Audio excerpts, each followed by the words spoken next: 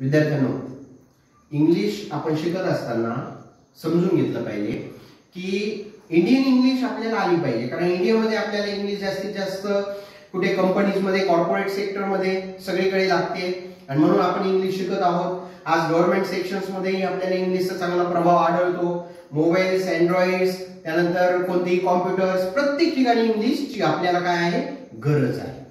पण बऱ्याच वेळा काय आहे, बरेच विद्यार्थी मला काय म्हणतात की सर स्पेलिंग मिस्टेक्स खूप होतात. ठीक आहे, स्पेलिंगचं शिक्षण घेत असताना तुम्हाला एक इंग्लिशचा बदल समजून घेणं गरजेचं आहे. अमेरिकन इंग्लिश आणि ब्रिटिश इंग्लिश या दोन बदलांमध्ये स्पेलिंग सुद्धा बदलतं. म्हणजे काय, आपण याचं उदाहरण घेऊ. कलर हा एक शब्द आहे. मग ब्रिटिश इंग्लिश मध्ये कलर शब्दाचं स्पेलिंग COLOUR, तर अमेरिकन इंग्लिश मध्ये स्पेलिंग काय आहे, COLOR. म्हणजे यामध्ये काय आलं नाही, यू आलं नाही. मग यू नाही आलं तर आपण काय समजतो, स्पेलिंग चुकलं. नाही, अमेरिकन इंग्लिश मध्ये ते बरोबर आहे. म्हणजे बोथ स्पेलिंग्स आर करेक्ट. कळलं का? As per their country.